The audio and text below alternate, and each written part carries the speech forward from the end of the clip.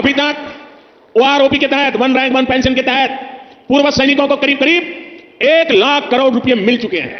भारत माता की, भारत माता की, भारत माता की। वीर धरा रेवाड़ी से पूरे हरियाणा को राम राम।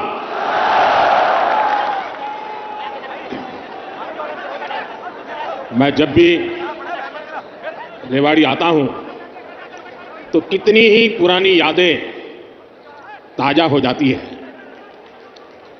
रेवाड़ी से मेरा रिश्ता कुछ अलग ही रहा है। मैं जानता हूं रेवाड़ी के लोग मोदी को बहुत ज्यादा प्यार करते हैं।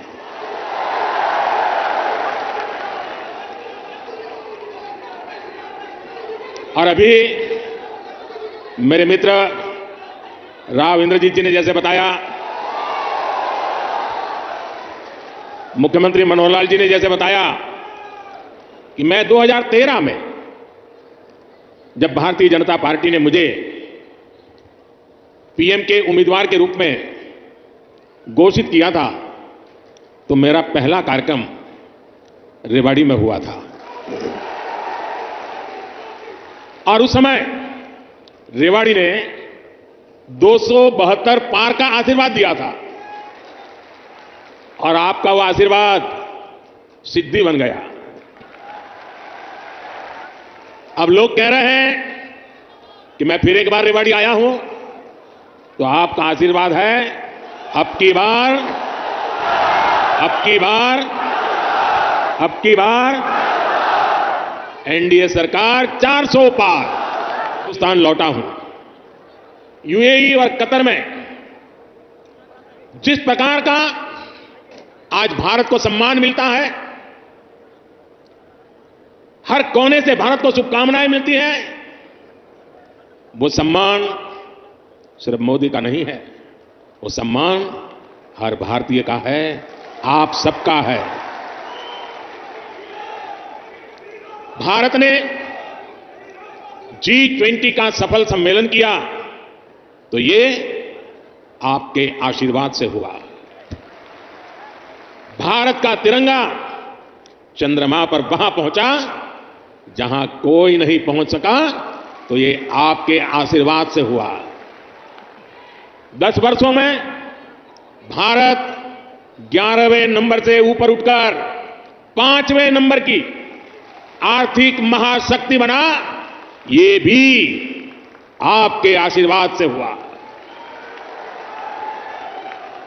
और अब मुझे अपने तीसरे टर्म में, अब मुझे आने वाले सालों में भारत को दुनिया की तीसरी सबसे बड़ी आर्थिक ताकत बनाने के लिए आपके आशीर्वाद चाहिए।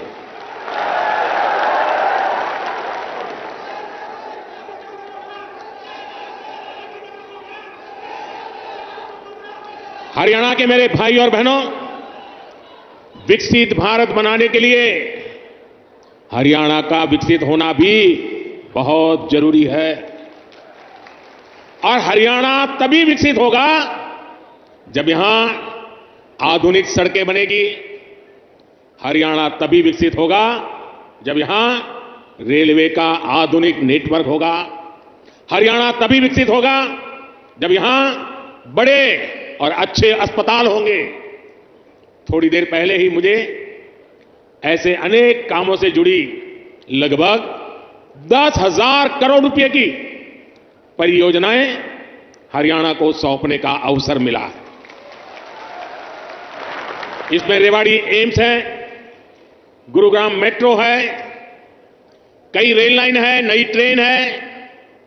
इनमें ज्योति सरमय कृष्ण सर्किट योजना से बना एक आधुनिक और भव्य म्यूजियम भी है। और प्रभु राम के आशीर्वाद ऐसे है कि आजकल मुझे हर स्थान पर ऐसे पवित्र कामों से जुड़ने का अवसर मिल जाता है। ये राम जी की कृपा है। ये म्यूजियम भगवान श्री कृष्ण के गीता संदेश और इस पावन धरा की भूमिका से दुनिया को परिचित कराएगा। मैं रेवाड़ी सहित पूरे हरियाणा के लोगों को इन सुविधाओं के लिए बहुत बहुत बधाई देता हूं। भाई और बहनों, आजकल देश और दुनिया में मोदी की गारंटी की बहुत चर्चा है और रेवाड़ी तो मोदी की गारंटी का सबसे पहला गवाह है। यहां पीएम पद के उम्मीदवार के रूप में मैंने देश को कुछ गारंटियां दी थी। देश की इच्छा थी कि दुनिया में भारत की साख बढ़े, यह हमने करके दिखाया। देश की इच्छा थी कि अयोध्या में प्रभु राम का भव्य मंदिर का निर्माण हो। आज पूरा देश भव्य राम मंदिर में विराजे राम लला के दर्शन कर रहा है।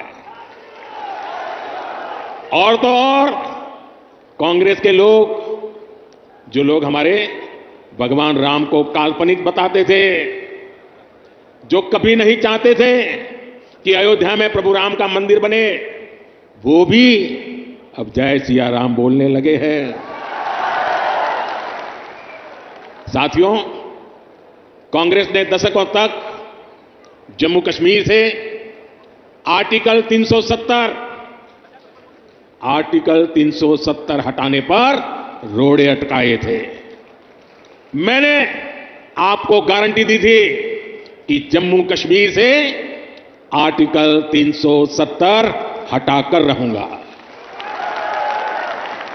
आज कांग्रेस की लाख कोशिश के बावजूद आर्टिकल 370 इतिहास के पन्नों में खो गया है।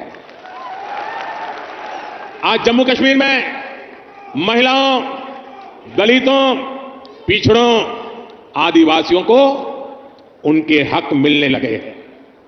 इसलिए ही तो लोगों ने एक और संकल्प लिया है और जनता जनार्दन कह रही है, आप लोग कह रहे हैं, जिसने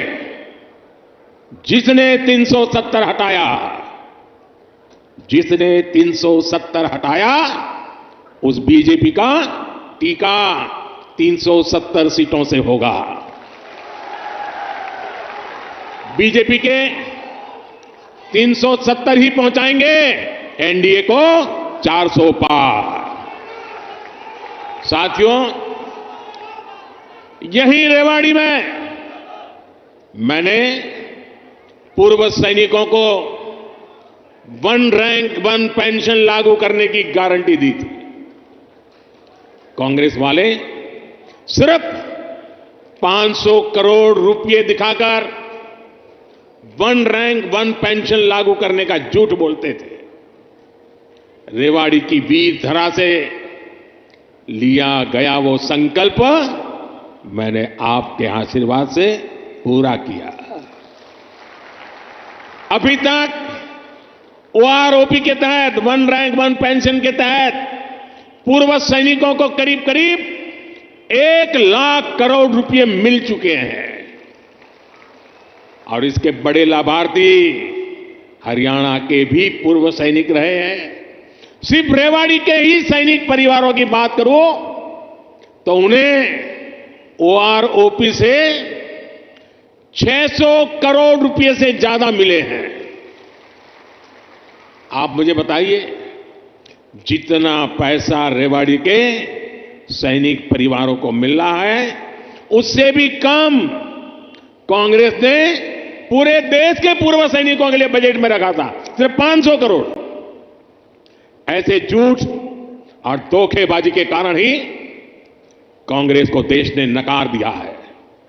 साथियों, मैंने रेवाड़ी वासियों को, हरियाणा के परिजनों को यहां एम्स बनाने की भी गारंटी दी थी।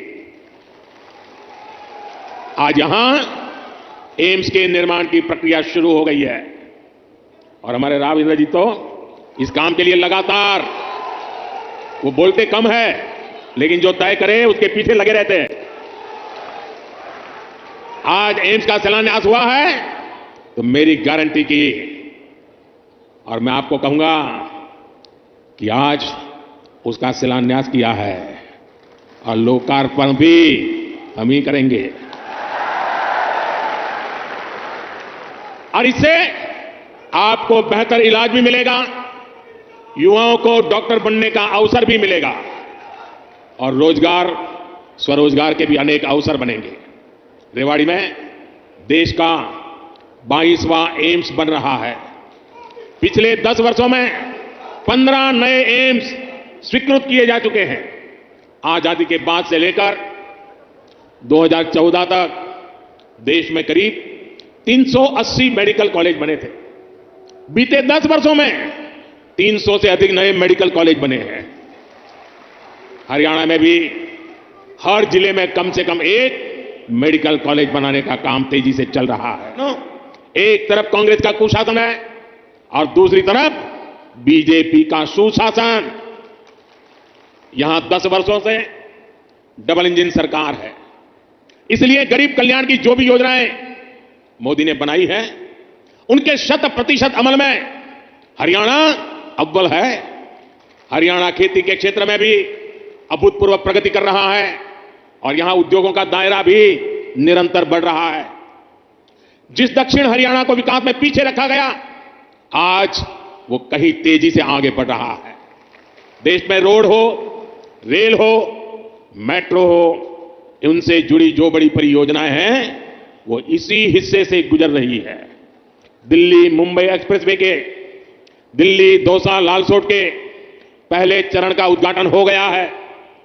देश का सबसे लंबा एक्सप्रेसवे हरियाणा के गुरुग्राम, पलवल और नूंह जिलों से होकर गुजर रहा है।